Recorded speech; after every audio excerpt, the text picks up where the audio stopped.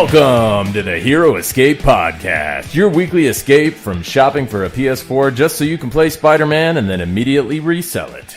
I am one of your three co-hosts, Fiscal Irresponsibility, and I am joined by...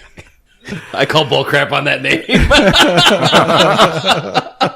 Are you saying it's fiscally responsible to buy a PS4 just to play Spider-Man? No, just looking around. I 100% agree with that name. This is Optimus Pie. Oh. There is no end to me. May there be no end to you forever. Dude, if you can choose between real heaven and pie heaven, it might be a trick, but go with pie heaven, because if it's not, boy. So I think we just switched from math to dessert. Well, now I'm gonna choose cake heaven. Cake heaven. Oh, okay. Honorary heaven over here. Okay. And I am Bumblebee. And because the guy who loses the most football games, because I can't apparently root for a good football team. But anyways, in honor of the new Transformer trailer that just dropped, we're super excited about that. But before we get into today's episode, we need to make a solemn dedication. Yes. To Black Suit Spider-Man, as rendered by Tobey Maguire. May he rest in peace, bud. Please don't come back. Forever. Please don't come back. And with that, we're in today's episode. There's a bunch of exciting things happening. We got to make our bold predictions for the recently or upcoming release, like tomorrow-ish Venom movie. We got the new trailers for Transformer, a new Transformer Bumblebee movie. We got a new trailer for Dark Phoenix, or the X-Men series, and a trailer. Well, there's quite a few that dropped. I don't know if we're necessarily going to discuss Venom, all there's them. No new trailer. Some better than others. Yeah, so. yeah. So anyway, lots of exciting stuff. Once again, we find ourselves happy to be nerds. All right, so let's talk about the Optimus Prime. Sure. Well, Bumblebee. Sorry. Well, you know what part of the trailer I like. Yeah, exactly. So, yeah, there's before I say a new trailer, I guess it is new. It was a teaser before. It was like 40 seconds or something, a minute maybe, but now there's a full trailer for the Bumblebee movie. And I have to tell you guys, I'm old. And I grew up in the G.I. Joe Transformers era, and those were my jam. I came up to school, immediately watched Transformers and Roll out. And then I went to play with my Transformers and G.I. Joe toys. Like that was and so. And when the Transformers movies came out a few years ago, I enjoyed them, but they weren't what I was hoping for. And now I'm so pumped for this movie. Because how long was it before you got a color TV and realized Optimus had a paint job? I'm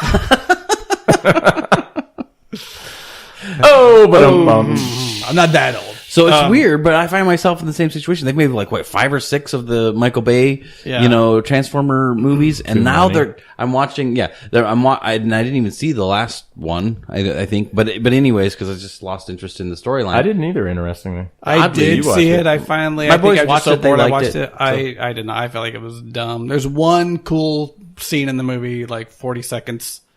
That's cool in this 2-hour movie. Yeah, if you have Anthony Hopkins in your movie and you can't pull me in, you're doing something wrong. Yeah, you're doing something severely wrong. So, but then here French drops hot rod. Come on. Yeah, here drops another trailer for another Transformers movie, and I find myself excited to watch it because it's Gen 1, the first iterations of in the trailer they show Soundwave, Shockwave, Optimus Prime, Starscream, some of the other Decepticon jets, and they all look like they had 2 triple changers, which that's, oh man, I am in love with this. So and you guys tease me, I am the movie curmudgeon.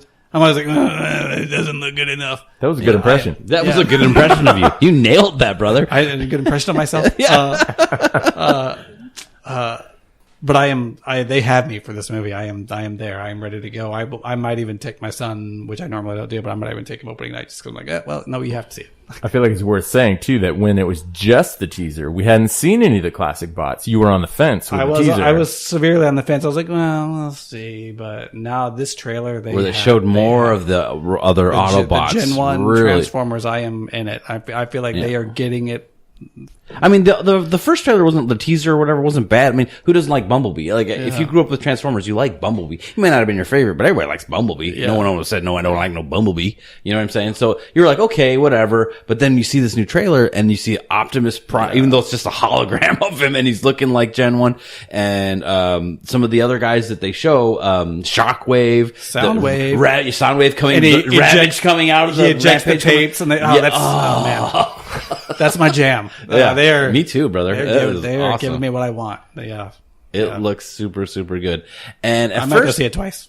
And the gal, the human element of the story is the gal who almost, I think she got like nominated for some Oscar or supporting role. She was in the remake of True Grit. She was amazing. Very, very good actress. Oh, that's girl. right. And so she's a really good actress. We'll see how she does in this movie. She also did Ender's Game. That when they made a movie of that. Anyways, she's done some other things since then. She's a little bit more grown up now. The movie appears to be taking place as in like a prequel setting. So it looks like it's going to be part of our Autobot universe that we know. 80s, 90s. Like 80s or 90s. Of the movies that we've seen, but this seems to be taking place in a prequel type setting. Yeah. Very, very cool. And at first I was like, well, why aren't they doing like the guy thing? But to make it different, having it be a girl, this actress is awesome.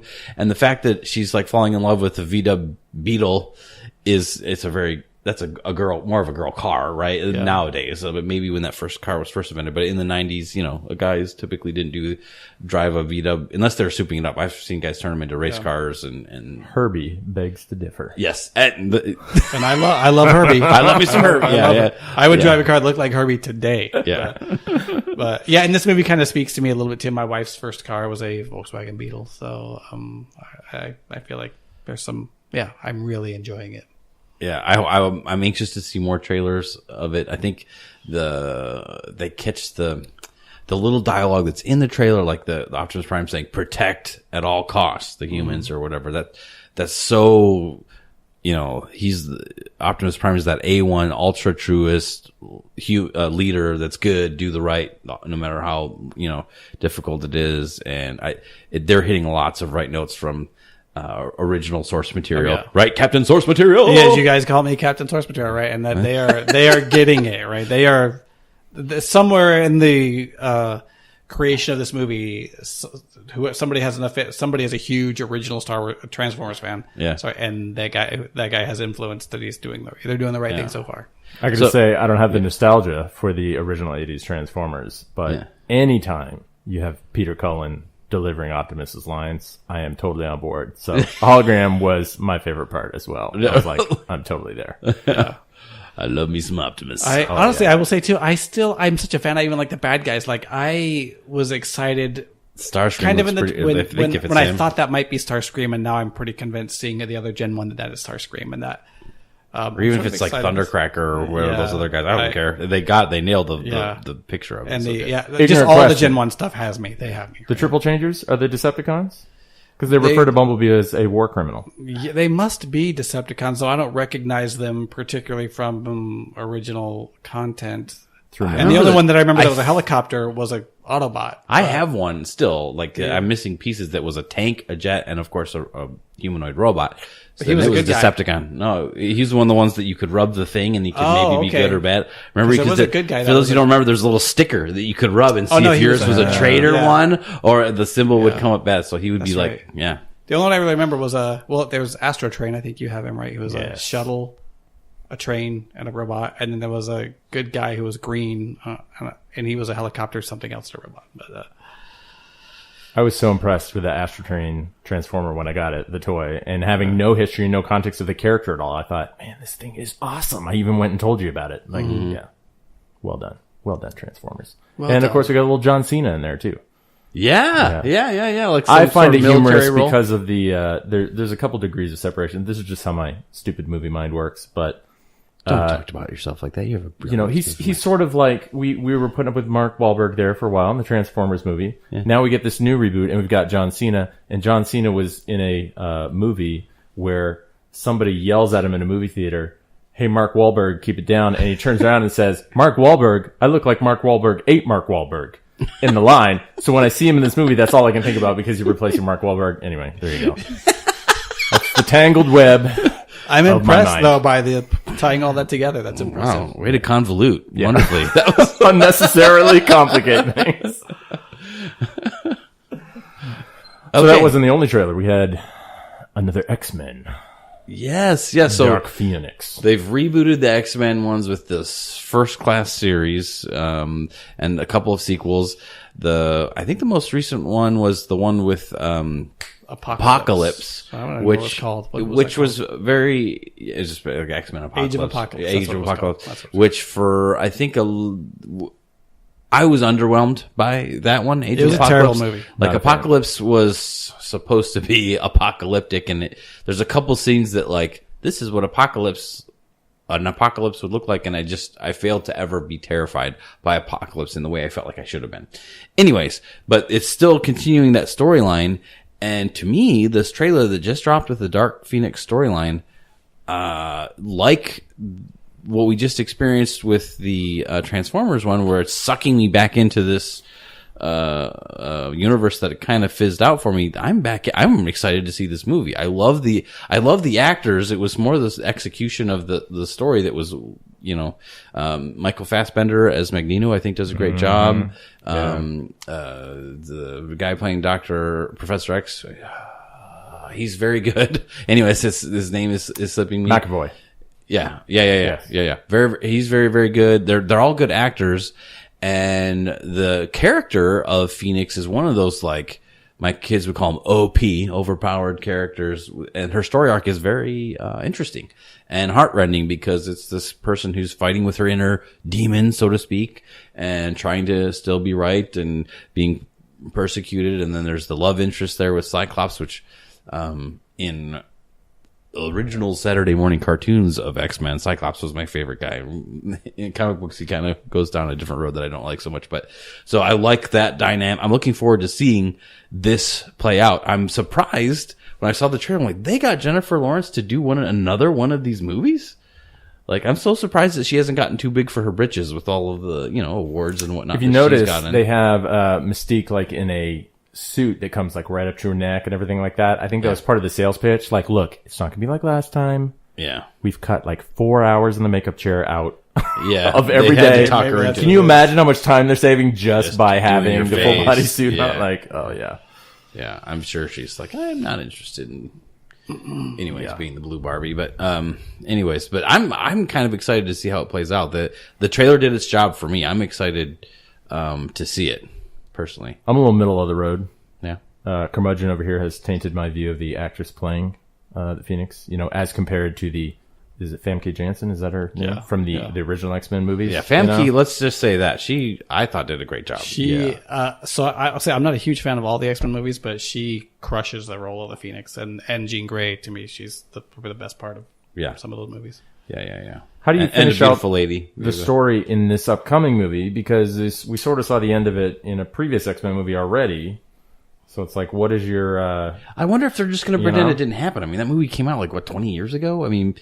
That's what I'm not clear on with these first-class films, is like, are they supposed to be a full flashback, basically, to earlier days that eventually lead into the events we saw later? Or is this a total reboot? That's how they've been billing them so far, and how they could justify using both the new and the old actors for Professor X, Wolverine, and that's true. They had them both in the Magneto, same in that one, right? So, I don't know.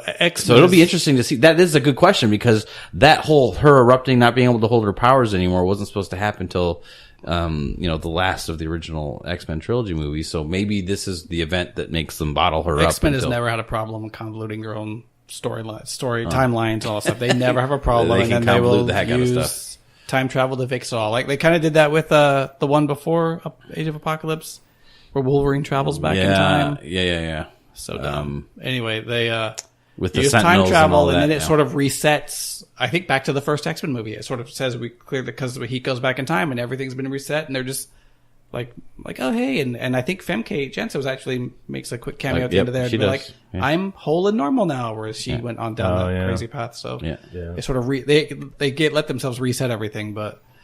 Well, in fairness, like comic books in general don't have they never qualms about resetting the table because they feel like it, but none whatsoever. Yeah. But you're undead. Not anymore. Yeah. Okay. Well, I'm on the opposite side of the road. They're calling it Dark Phoenix. That means it's edgy and cool and mysterious, just like Titans. It's gonna have eye makeup on and be wearing a leather jacket. Gel in its hair. The whole movie will. Like I don't know. I'm not. I feel like these X-Men movies. Like, you call me Captain Source Material, and I feel like There's not many more movies that I feel like get farther. Like they just pluck bits and pieces of the source material and do their own thing, and I'm not a fan of that. And they do that liberally. Well, if anybody is in the same camp, Captain Source Material type people might not like it, but the average Joe might like it just fine. If you just want to see an action movie that has X-Men in it, it'd probably be. I don't know. I still am not sold. I mean, the trailers for Age of Apocalypse looked good, and it was a stupid movie with a lot of just posing by people. But those poses. They did strike the poses. The thing that bothered me the most about the Apocalypse movie was the representation of Apocalypse. Like, if you've seen him in the comic books, like, where was the big ominous guy with the hoses coming out? It was I had figures of that guy when I was a kid, you know? Yeah, you like, can tell they tried to do muscles that. on They top had him of in- muscles. He's supposed to be... Sort of tried a little bit. They got the costume with hoses and different things, but I feel like they didn't. They should have probably CG'd him. I don't know. I don't know. The actor they casted was a talented actor. He's the guy who ends up playing Poe Dameron, by the way. He's a talented actor, but he's just a tiny. He's not like a huge dude. You need an imposing figure. He's someone it needed to be way more like Thanos and way less like Yes. what it was. Like Yes. It was like a budget Ronin is what it was. Yeah. If you watch the movie, the worst thing I think he ever does is someone just push him into a wall. I'm like, all right, well, Well, he takes you're just over like the you're like entire- a bully. You're just like a high school bully. Then. No, the scary thing he does is he takes over the world's computer and launches all of their nukes at the world. Like he's going to destroy the whole world, but the way it was done, it almost it didn't. But here's seem, how unimpressive. It didn't seem as scary. He's Like terrifying on the same level as Matthew Broderick? Now I'm scared. what Yeah, you're saying? I'm as scared of nukes rather than I'm scared of apocalypse. Well, like, I don't know. It just wasn't done well. I don't know. I can tell you, I don't even remember that part of the movie because that's how I guess it wasn't. I tried to get you to watch that, and you did. I didn't even surprised that you actually did eventually watch it. I Was it saw like it in on theater, I Netflix think, or a long something? time ago. Oh, I think I saw it in theater. All I know somewhere, is he but- didn't snap his fingers a single time. No. The entire movie. Fail. dude, if you want to scare people, snap your fingers. That's right. Yeah. That's right. I don't know. Okay, so mixed bag. I'm excited to watch it. I'm gonna definitely watch it. I really like these.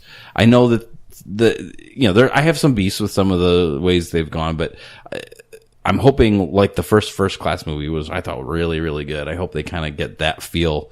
It almost seems like they should call it X-Men Second Class because it's now they're raising a new group of people with this one or something. But Maybe X-Men Third Class. Third class. All right. Maybe X-Men Lower class. Lower Class. Underclassmen. Yeah. Underclassmen. Yeah. Anyways, I'm looking forward to it. But what I feel like we should say, okay. if anybody's out there that shares Curmudgeon's opinion, that they're not thrilled with the current direction, and they've been living under a rock, I have some excellent news for you. Because the merger happened between Disney and buying out the stuff that brought the X-Men over, and they announced that they are giving the X-Men the whole schmozzle to our dear Lord and Savior Kevin Feige. So Holy blasphemy there, buddy. Okay, but yeah. But was that prior?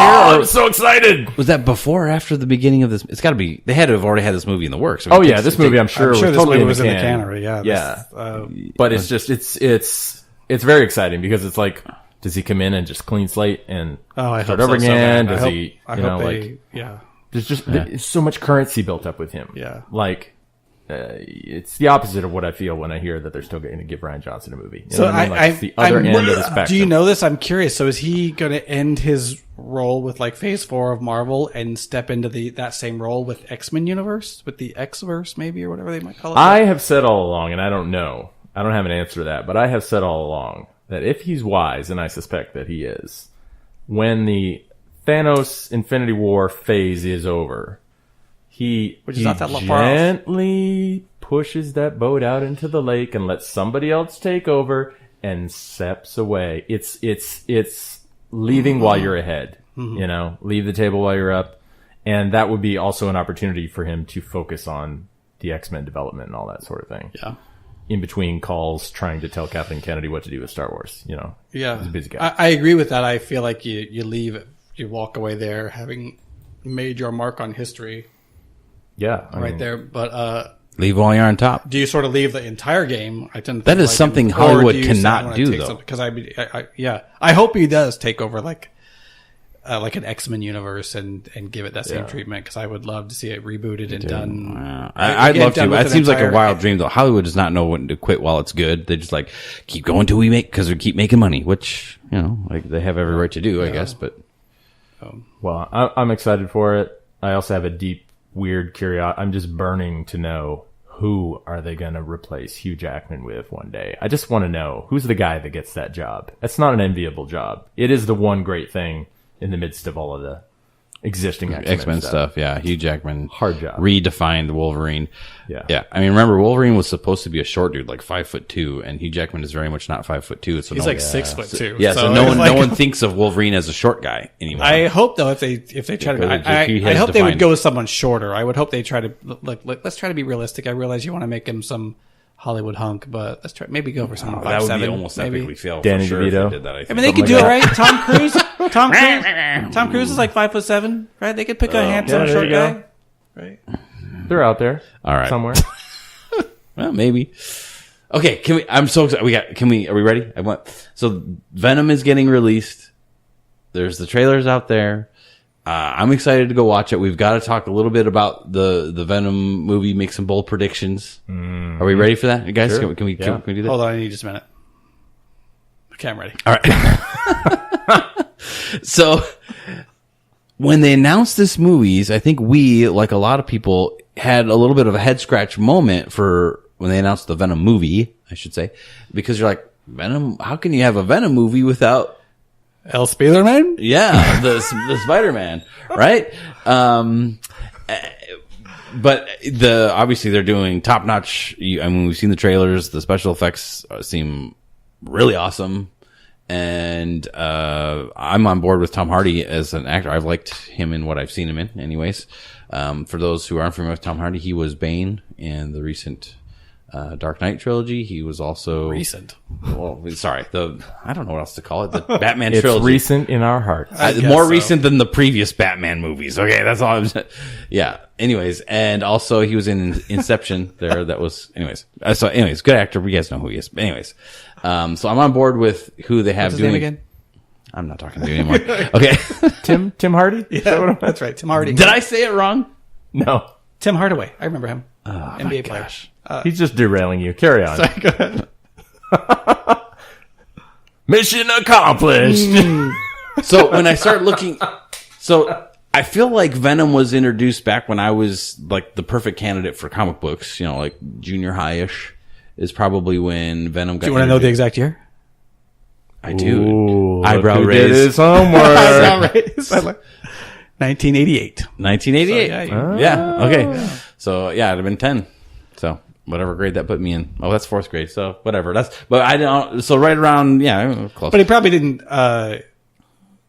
Actually, it was the black suit introduced in 88, so Venom was probably more like 89 or 90. Yeah. So anyways, Venom comes out and they were the coolest comics. Like even now you look at even new ones versus old ones, you could just tell the way the artists who got to draw Venom, they were loving drawing this character. I doubt there's a comic book artist out there who actually draws comic books for a living and would not love to draw Venom, because it's just, you get free range to do the most ghoulish, wickedly powerful, demonic looking faces and poses that you can possibly imagine, doing these out of your gourd freakish things all the time, right? Well, I can't draw it all, but I always imagined it's probably fun to draw Spider-Man. So it's probably more fun to be like, ooh, now I get to draw this sort of like wicked version of Spider-Man. Exactly. Yes. Very, very cool. And anyway, so I always thought he was super. And the thing that was always the scariest for me was the main, because I loved, in my small exposure to comics as a younger age, Peter Parker was my guy, and I loved his spider sense and how that made him relatively just so hard. But Venom was spider sense proof. Like his spider sense did not work on other spidery bad guys, and he was so wickedly drawn. I was terrified of this Venom character. Like they introduced him. You know, comic book people have the best imaginations, and the artistry, the way they were telling the stories back then, very scary. And that whole inner demon fight that Peter Parker had to do to get rid of the suit and all that stuff. And then when the suit goes on to a less noble person than Peter Parker, should we do a quick, so people know what you're talking about, maybe a quick, like where the black go suit ahead. and Do you want to take over? It doesn't matter. Do you guys know? So it begins with Captain Tobey Maguire. Source Material. Tobey Maguire, yeah. Captain Source Material. And the guy from that 70s show. At the beginning of it, and his career's going great. Yeah. And the symbiote suit happens. Yeah. I guess I'll make it real brief. There's a story arc where Spider-Man and some other heroes go to like another planet. Spider-Man ends up sort of... This is in the comic books, not the cinematic in the comics. universe. Yeah. he finds this black suit, and thinks it's cool. Or at some point, I'm forgetting some of the details, but he comes back from that with the symbiote suit, but he doesn't know it's a symbiote at the time. So he just thinks it's this cool new look. Mm-hmm. He starts waking up like exhausted. He realizes that I think he gets Mr. Fantastic to examine it, finds out it's a living thing. It's trying to bond with him permanently. So he freaks out. He gets some help, but he finds out the suit's weaknesses are super loud noises and fire. Yeah, so certain sounds and fire. Unlike myself. Carry on. Same weaknesses. Yeah. And so he gets the suit removed, and then it finds its way to the new host, which is Eddie Brock, who Eddie Brock is not the good guy that Spider-Man is, and so the symbiote. Yeah, he's is a more easily photographer / reporter type guy but he ends up like going down a bad path and blames it on Spider-Man, and so he becomes kind of a villain. Definitely a villain at first, yeah. And because of his long bonding with Spider-Man, he has some of Spider-Man's abilities of making the webs. Wall crawling, web making, but the symbiote naturally enhances his strength and that sort of thing. So it kind of almost at first it takes something from the host and carries it on with its next edition. I don't know if they kept that as it got going on. So in the recent Ultimate Spider-Man cartoons that my kids have been watching, they've introduced the symbiote character and it has a different origin. Oh, really? Than the comic books, yeah. At least in there, it's something that Doc Ock makes. Huh. Interesting. Yeah, or he makes it, or discovered whatever that they're exposed to him. He's in a lab. He's trying to make a super suit type thing, right? And Ock is somewhat obsessed with Spider-Man and stuff like that. So that's how it keeps coming out. And the story, and my sons are kind of playing out the story arc for me, and I've watched some of them too, where the storylines tend to be like, outbreak type story arcs, like symbiotes take over cities, towns, the helicarrier, other superheroes, and that's what a lot of those Ultimate Spider-Man cartoons are about initially, right? With the symbiote character, and then what going back to how we started, like why are they making a Venom movie without Spider-Man? Well, there's a lot. It turns out there's like whole, like say Batverse and whatever. There's like a whole symbiote story arc with tons of symbiote generated characters. It starts with Venom, this Brock character who eventually does come good and wants to do good. And Spider-Man helps him, defeat the symbiote. And then the next rendition is see Carnage, who instead of bonding with a less than good person like Brock, it bonds to like a sociopath killer person, and it is. Doesn't he have some hardcore redneck name too? Yeah, Cletus. Yeah. But there's almost like a symbiote verse, because then eventually Eddie Brock decides to be a good guy. Yes. And he ends up bonding with another symbiote called Anti-Venom, whose powers negate all of Venom's power, who can easily defeat Venom. Yeah, he has his own powers. He gets he's a white suit. Mr. Negative gives him a shock because he's dying from cancer, and the traces of the symbiote that's in him. So the symbiote, instead of bonding with him, it bonds with his white blood cells, and it becomes the anti-venom. Yeah. So he comes, and instead of like beating you to death, he his fingers turn to big stabby things, and he cures and kills any symbiote. And he kind of becomes crazed with this idea to kill all other symbiotes. So Brock wants to end this. He's worried about all these outbreak type things, scenarios. He wants to wipe the symbiote off the face of the earth, and he now has the ability to do it as this anti-venom character. Yeah. Anyways, it goes on and on. There's even the story arc gets as weird as you want it to get. There's tons of Anti-Venom dies after, that Anti-Venom dies in the Spider Island storyline, but then he gets another symbiote called Toxin, and I'm not sure he has powers. Yes. And they and in for the symbiotes, okay, I don't want to get too wonkish before we actually get to the movie here, but how it kind of changed their mind how they're going with stories, but it sort of becomes this thing, like every next generation symbiote, whatever it births the next one, it's like, okay, it's more powerful every time. Yeah, okay. And there's one where there's a series of guys who are trying to be good, and then they get defeated by anti-venom, they all mesh together and then bond to someone and become someone stronger. There's even the story arc, they decide to take it real deep, and there's even a symbiote deity called Null. Really? Knull. And he is seriously overpowered, super like basic things don't hurt him. He can heal. He can do all these. That's the symbiote you want to bond with. Yeah, he's like a person, but he is the symbiote too. It's like, anyway, really weird. Very, very, very, very, very crazy strong. Like he's been alive like 1 billion years or something like that. And from what I could find on research, the only thing he's not, sound doesn't bother him. Fire doesn't bother him. In the cartoon Ultimate Spider-Man, it's not fire, it's electricity. So the shocker webs is what what worked in the cartoons. But anyways, the snow What character is this canon-breaking sacrilegious cartoon that they got going on right now?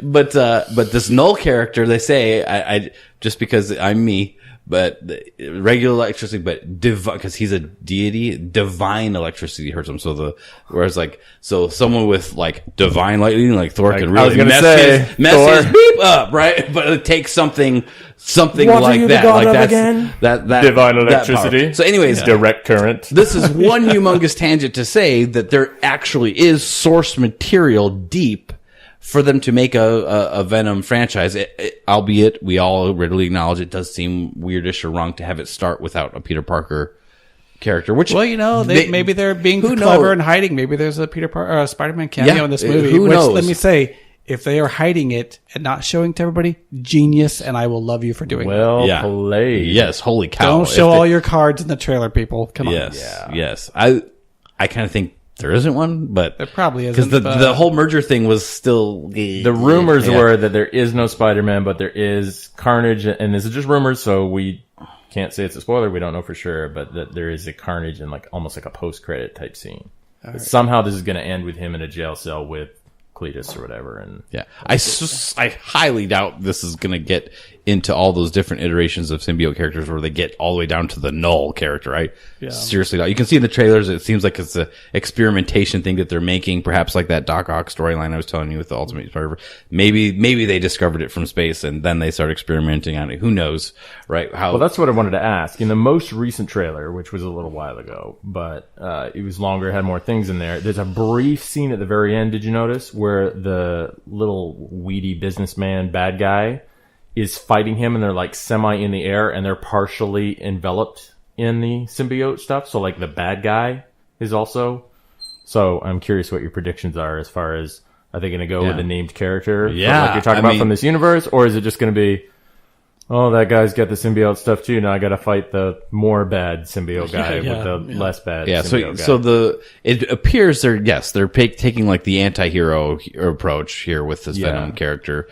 Which Eddie Brock does eventually become that kind of character, so they're just fast forwarding from villain to like, he does eventually become that. Yeah, in one story arc, he does something super, and he's kind of gets a miserable life too. Like he never makes it big. He super sacrifices as the anti-Venom to wipe out this apocalypse overtaking of New York with symbiotes. Yeah. And Mr. Fantastic ultimately does it, but he says it was the sacrifice of Brock that made this capable. Does like a whole what do you call it, news press conference to make sure Brock got the credit for it, but it doesn't change the fact that he's like a broken man. But anyways, it's a pretty decent story if you want to read the Spider it is actually pretty good. So like all that's to say that, everything you didn't know you needed to know about the Venom universe to kind of justify its movie existence. But with all that said, I think it's time. I feel the need. We need to do bold predictions for Venom. Bold predictions. Sure to be proven wrong, right? Okay, who wants to? Dave, you want to start us off? Bold predictions? Sure. Okay. How many do you want from me? As many as you're willing to give. Baker's dozen. I'll give as best as you get. The best you got.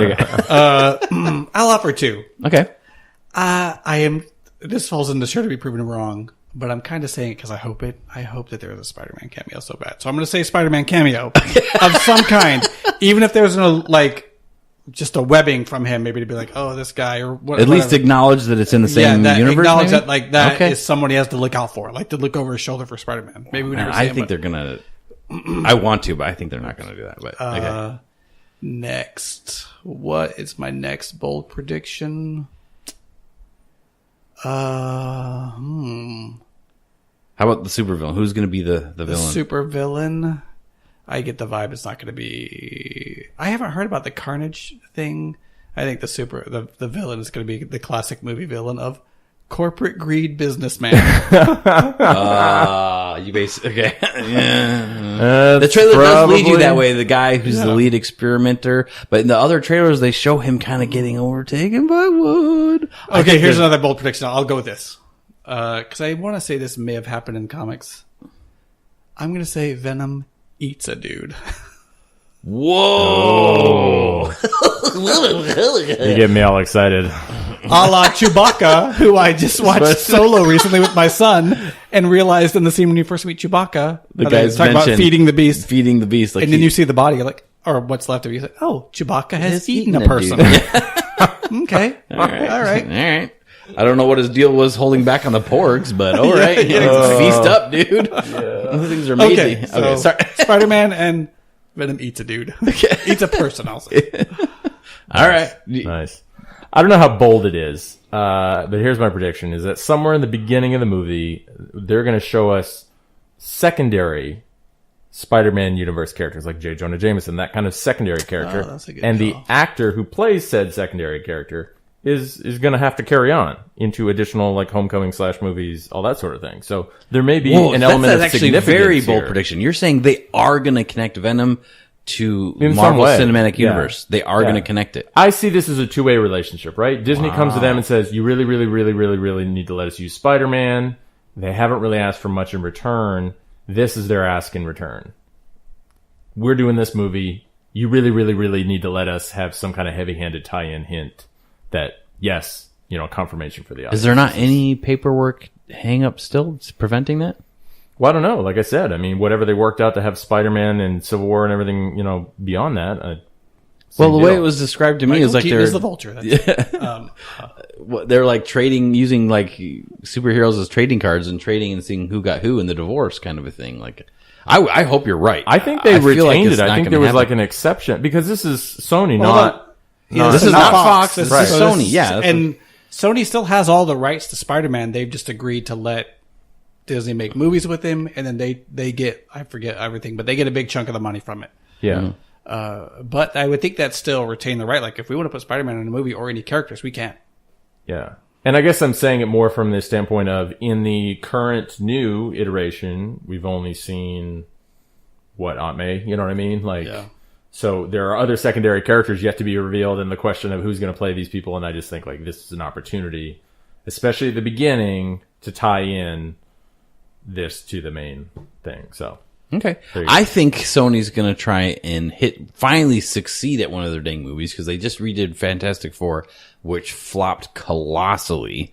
I think they're trying to get one out of the park. They want to increase the value to then strong arm a even better deal out of the Marvel studio. So I feel like at least initially, this is going to have no tie-ins to the other things. That's what I think. Not that that's what I want. Do not get me wrong. That is so they not had like what I a want. meeting where they're like, you know what, guys, we should really try this time. My goodness, I hope so. Right? Like, I still find that last Fantastic Four movie like what? Anyways, I've never watched it. I've heard the so production, many I never bad watched things. it I'm either. like, it ended. You're like, wait, it ended? Anyways, I don't get. Anyways. If Aunt May is in this movie, let's say she's the person in this movie. How old is she in this movie? Mid-30s? You think? I mean, she keeps getting younger. Yeah, I don't know. 24, 25? Another prequel here? I don't know.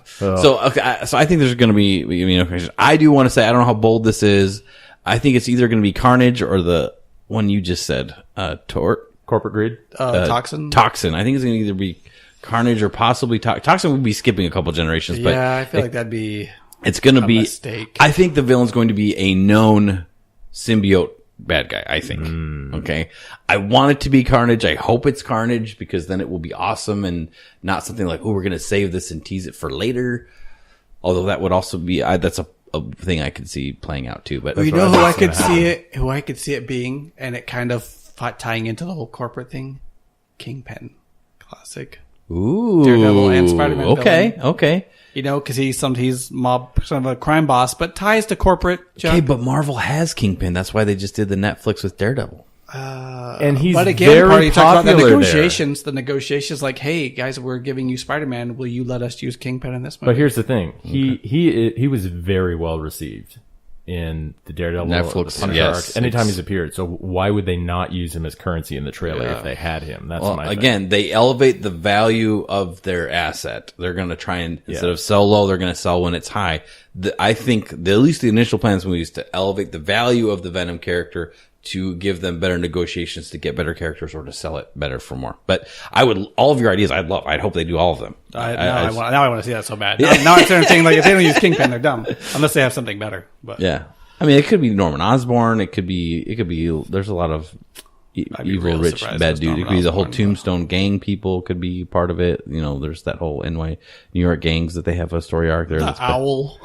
Some villain called the Owl. I can't remember. Yeah. Condiment Men. Ketchup and mustard. Oh, wait, that's DC. Asbestos Man. Asbestos Man. Dang it.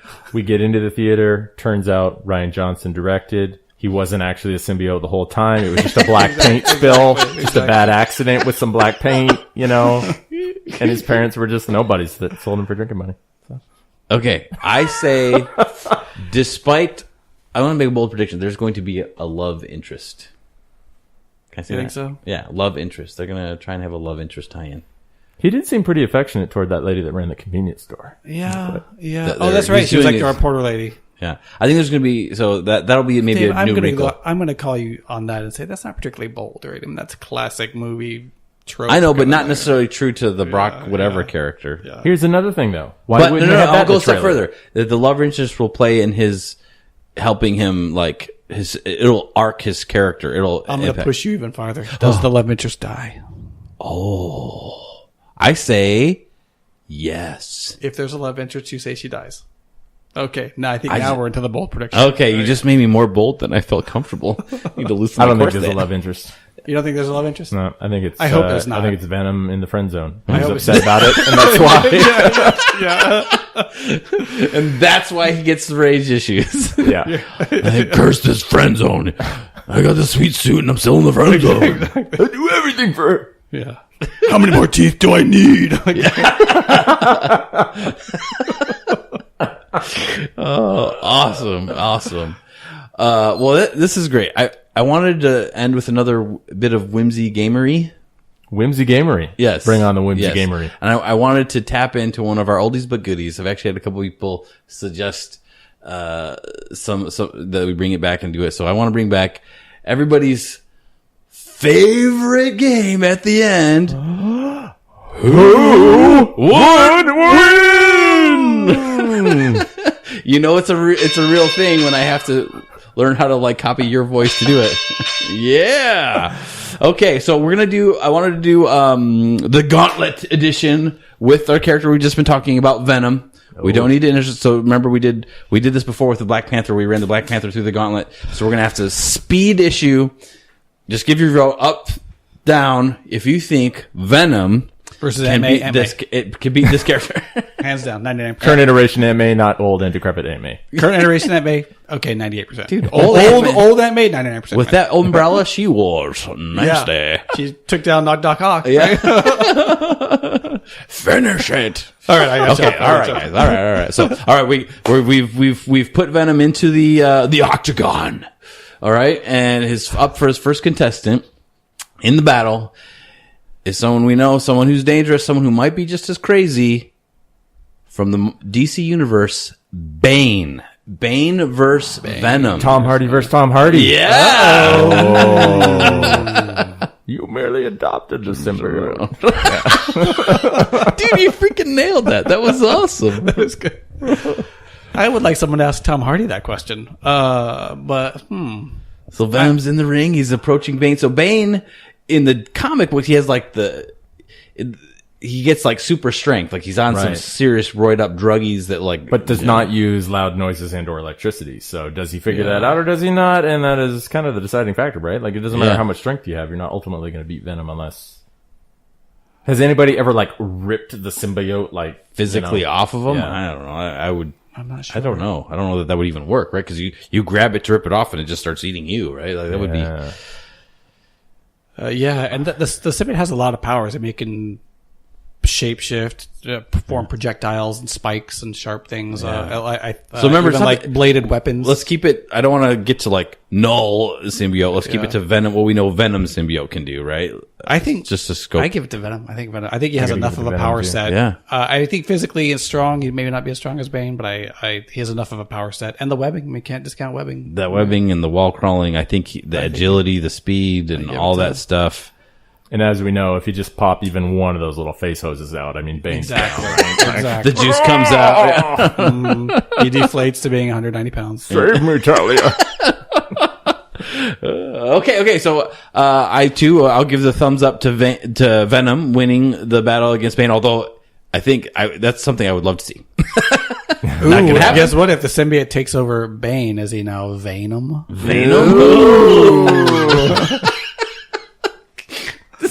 Why are we wearing this mask and no one can see our teeth? Exactly. Yeah, it was. I can't emote. Exactly. The symbiote plus the mask, no one's going to understand that guy. He's just gonna Step away from the mic. We can't understand you. Okay. So, Venom is ready for round 2. Are you ready for round 2? Our next contestant is Venom versus the one, the only, the angry Wolverine. And I think this one's a bit, cause like, okay, This is the thing. a tough one. Adamantium cuts through the symbiote, damages the host inside. Ooh. So Okay. You know what I mean? Like he's slashing up Eddie Brock inside. I mean, the symbiote's not healing him, is it per se? It does, doesn't it? Stitching up It's the sort old- of. That's the thing. Like once the symbiote covers him, it's like you think there's this human body inside, but it moves. And like even think of the mouth. It closes. All of a sudden, the mouth opens up. Like there should be a face there. It like changes the physiology of whoever they're on in some undefined way, right? But it's still the fact that it's a symbiote. It is dependent upon a host, so it needs the host. So I think if you wound the host, the symbiote gets This weaker. has to have happened in a comic book somewhere. Yeah. At some point. That's what you think, but I scratch my. I don't know when it ever happened. So if he can hurt the guy inside, that's obviously a help. Otherwise, he's hosed, right? Right. But I think the edge that Wolverine might have that nobody else has is his healing factor. Does that prevent him from getting the symbiote to attach to him? You know what I'm saying? You know what I'm saying? Does he, resist it because he will refuse to bond with it physically? Like that's if that comic book hasn't been made, my goodness. Somebody needs to get on that. and Marvel, please send us a check. Yeah. Yeah. I don't know. I can't decide on that one. That's a good storyline. That'll help their failing sales. Maybe you need to get that. You need to get that Wolverine symbiote comic Is there going. an SJW angle we can take to that storyline? I don't know. Wool Venom.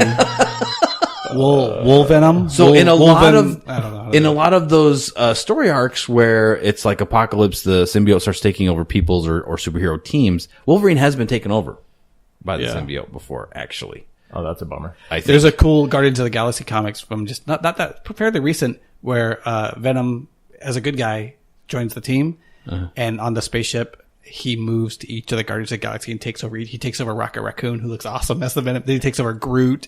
He takes over. Takes over Drax the Destroyer. Voluntarily or involuntarily? Yeah. So there's a Guardians of the He's Galaxy. moving between them, trying to stay alive. They're trying to kill him or something. And okay. I forget exactly the story. I read it like a year ago or so. So but it's cool to see each of the Guardians of the Galaxy with all of a sudden they become the symbiote. evil Yes, symbiote. yes. And they did that in the cartoons too. They did a Guardians of the Galaxy one where there's a planet that it's from. And the symbiote, one of the other alternate origin stories for the symbiote is this planet and it bonds with all the animals there and it helps them and it's like a homeostasis type event. But Thanos gets a hold of it, twists it, torments it. And it becomes this more like alien. That's kind of interesting. Yes, twist it, and even Thanos will wear it, but it doesn't overcome him because his mind is too strong. And like you know what I'm saying. And anyways, there's a whole story arc there. Anyways, interesting. way off track. We're way off track. Wolverine. This is supposed to be the Fast and Furious gauntlet. Okay, Wolverine. I give it to Wolverine. I'm gonna go Venom because I've seen the comics where it takes over him deep before. and abiding love for Wolverine. I used to have the trade paperback for what became the Japanese storyline that we saw in the movie. So I gotta give it to Wolverine. I think no way. I think Just by a slight edge. I mean, it is like I said, I would love to read it because that's a great debate. But okay, I've seen too many times where it takes over everybody, so I'm going Venom. I'm going Venom wins. But it'd be a good Wolverine, I think. story. forsaken the side of light. I just think shocked, Venom's that bad. sir. I think he's that. Wolverine. Well, is here's the thing. Maybe I'm tenacious. wrong because Venom, the person, didn't, but the symbiote did, and our stipulation was Venom, right? That is different. Holy crap! I give the Well, fight. I think Spider-Man could beat Wolverine, so I'm going to say Venom can beat Wolverine. So okay, I'm going to go Venom. I think Spider-Man can beat Wolverine, but I think Venom cannot. Okay, well, okay. So Venom is 1-1 right now. Then, right? So he goes down to Wolverine for our panel. We're on to match 3. Wolverine gets the scratches and claws his way to victory. Okay, so now we've got Venom still in the ring, and this is another good one. Venom versus the one, the only, the equally Black Panther. That's a pretty good fight. Especially with the new Can't movie. penetrate the suit in order to bond. You would right? think his vibranium suit would be symbiote resistant, If right? he's already on, say, Eddie Brock, and he's just trying to damage him purely, then I don't know. I don't know. You got a similar situation with Wolverine. He's got those little claws, but I mean, like if he damages.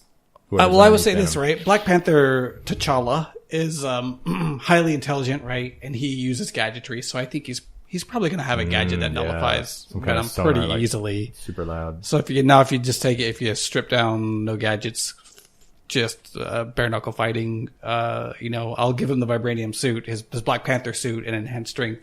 Mm-hmm. I still think that's a pretty close fight. I couldn't know if I could declare a winner, but I think you just if it's just like they meet each other in the street, start fighting, and he has access to whatever his gadgets are, or can go grab one real quick, it's Black Panther. So if Black Panther can access the wealth and knowledge of his country, yes. But if they're stuck in a box with let's stipulate which suit. Not the one from Civil War, but he's got the suit from Infinity Wars, and he's stuck in a box fighting Venom. Yeah, Black Panther. That's He's got at least a little gadgetry available to him, so. Because the suit is still vibranium, so whatever, any sort of project is not going to penetrate the suit, so he's just going to have to bludgeon him. I still think that there's like a human person inside the suit. Yeah. In this, I think it comes down to stamina, and I can't help but think that maybe the symbiote gives the Venom person more stamina. But Black Panther has enhanced stamina from the... he does. He does. Magical potion that he drinks. Massive checks he's been getting from Marvel Exactly. Studios. Exactly. So this is a hard one. This is a hard one. Carry all that money around for a while. You get pretty ripped. Yeah. This is a hard one, right? Just stuck in a box, like you said, just thrown together. That's a good fight. Maybe even a large box. I mean, they're capable of beating each other. Yeah. I want to give it to Black Panther because I like him more and I want to see the good guy win. Right. But I will say think of the webbing there are and situations where I would say, here's probably what I go. 60 out of 10 fights, I think Black Panther would win 6 of them. I think Venom wins 4 of them.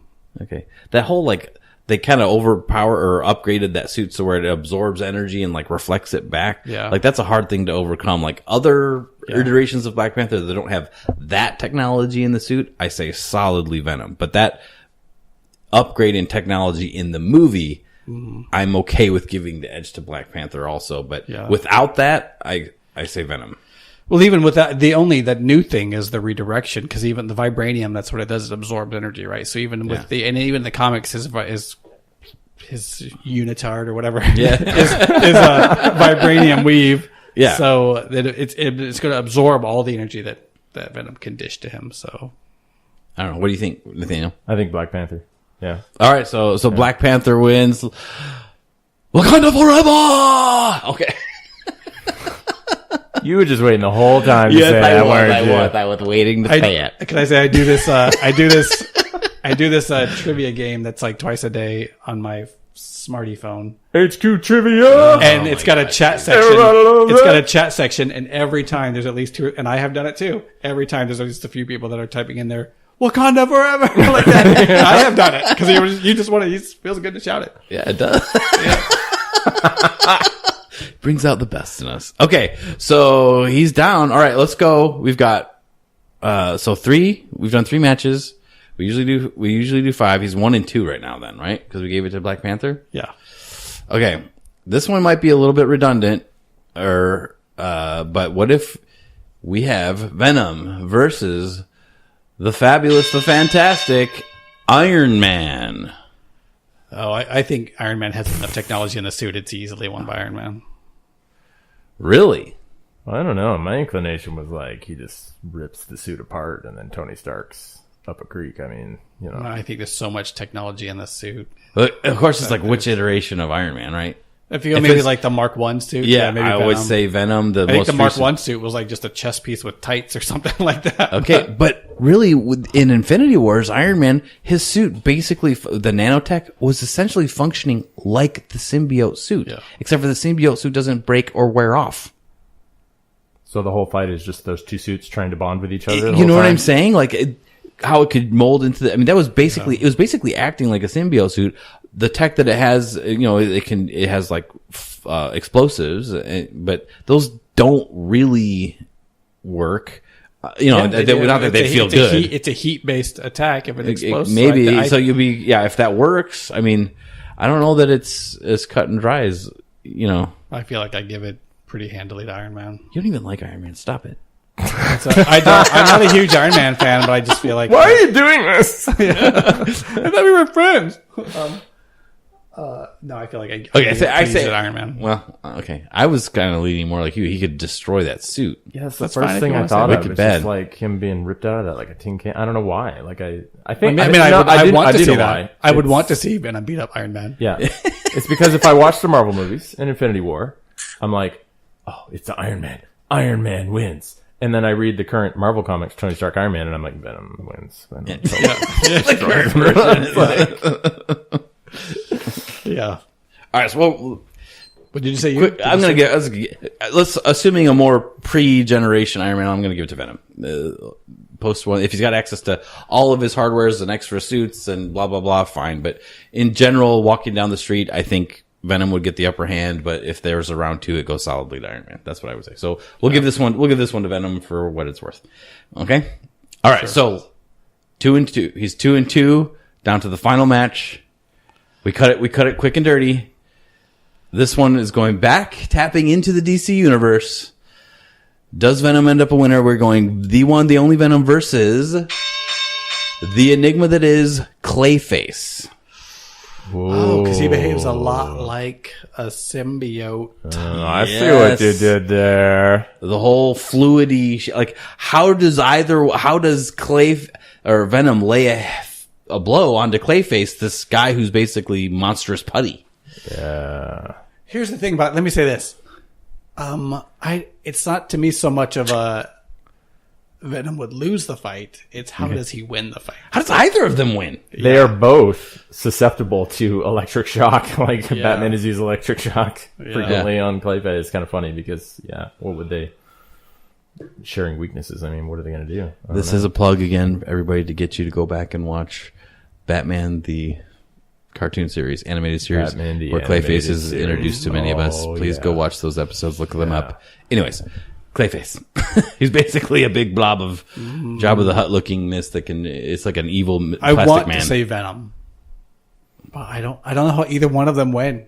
Is Venom susceptible to sub-zero temperatures and freezing up? I don't think so. That is a Clayface weakness. That's a super Clayface weakness, yeah. So would Venom be does he do smart enough things like that, or is he too beastly? You know what I mean? The Arkham Knight video game series or not? It would matter if the Brock that he empowered. Yeah, it depends on the iteration of because some of the comics.